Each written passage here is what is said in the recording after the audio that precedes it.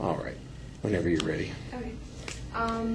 So I'm responding to Crystal's claim of fact speech, and her claim was that children who begin their education with high-quality preschool programs have higher chances of success in life than those who do not attend school prior to kindergarten. And my claim is that attending preschool has no long-term benefits, therefore children who do not attend preschool will have the same chances of success. So the first self-claim, her first self-claim was that it gives children an earlier introduction to the education system and basic rules of society.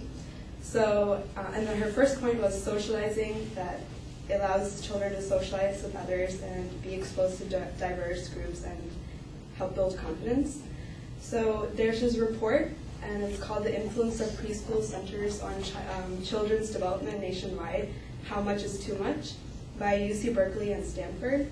So these authors found that the social skills that white, middle-class children suffer after attending preschool centers for more than 6 hours a day compared to those who remain at home with their parents. So this is because rushing children into formal education too soon will exact a heavy toll on the development of children and weaken the role of the family in their lives and discourages excellence and responsibility in parenting. And then the second one is that it builds early language and skills. So there's a similar study done on kindergarten students, and this report was published in February 6, 2007 by Goldwater Institute, which examines Stanford 9 test scores and found that Arizona kindergarten programs initially improve learning, but have no measurable impact on reading, math, or language art test scores by 5th grade. So basically, there's short-term effects, but by the 5th grade, they fade out. Everyone that doesn't attend preschool catch up. So, and then the second point is that it gives children academic advantage in early years, and they will have more years of education than non-preschool peers. So there's a study done in 1985 about how important this extra year or two of preschool actually is. And this one is called the Head Start Synthesis Project. And they found that significant immediate gains in cognitive test scores and socio-emotional test scores and health status in the long run. And cognitive and socio test scores of former Head Start students do not remain superior to those of disadvantaged children who do not have Head Start. So basically what that meant was that the few students that did have advantage, it was mostly because of their environment and not because they attended preschool, but because of where they lived and the social status of the parents and whether they worked or not. The second point was that children who attend preschool are being stimulated during critical years of brain development. So this Head Start Synthesis Project shows that learning takes place throughout their lives, and most human learning is not dependent or sensitive on critical periods or on lessons being taught at a particular age. And unlike the development of the visual system, in which it is crucial for babies to see patterns and light from both eyes when they're infants, many things can be taught to children outside of these early years and up to puberty. The second point was that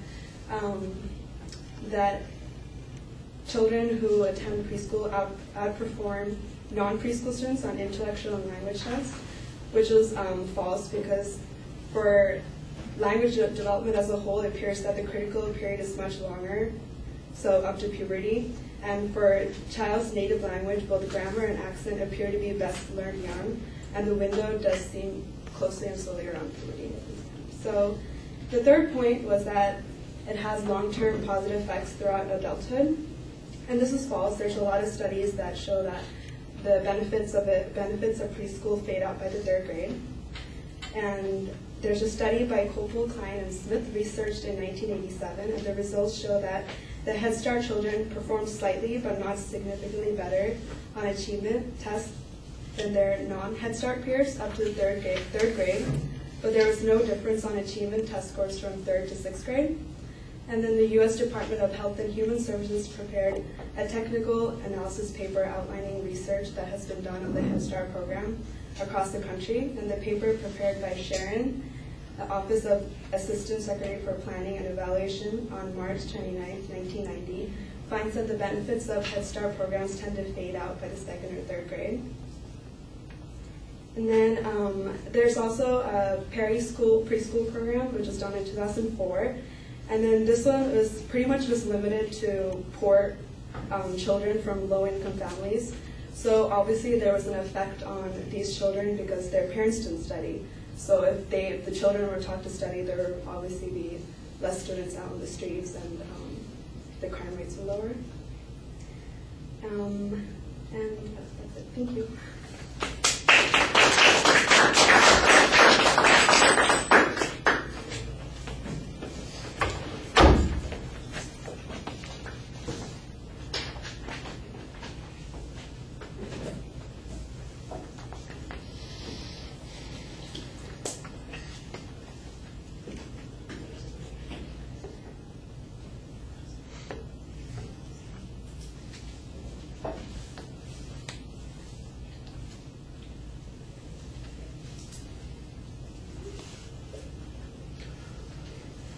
All right, you start off pretty well identifying the main claim, and then there's a clear counterposition that you're taking. The secondary issues aren't really previewed, but you do cite the first one as you get to it. There's no discussion of the advocate's evidence, but you do cite your counterclaim and provide some evidence to support your point, and that becomes the pattern for the rest of the presentation. You do a very good job presenting counter evidence for your claims and suggesting the counterclaim, but there's never really much discussion of the evidence that the advocate presented, and we don't really get a contrast between the evidence that you're presenting and the evidence that they've got.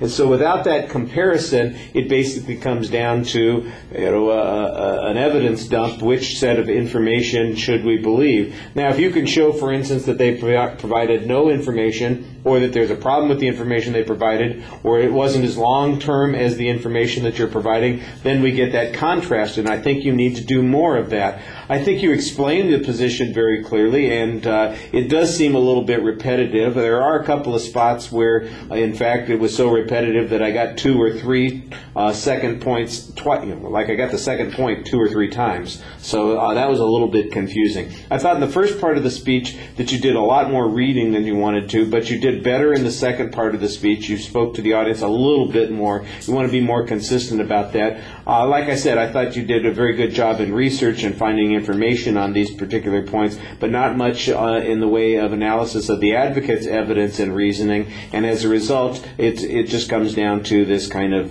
data dump, and which data dump are we going to believe more. So you want to be, I think, a little bit more aggressive in attacking the grounds and the reasoning that the advocate presents. All right, thank you.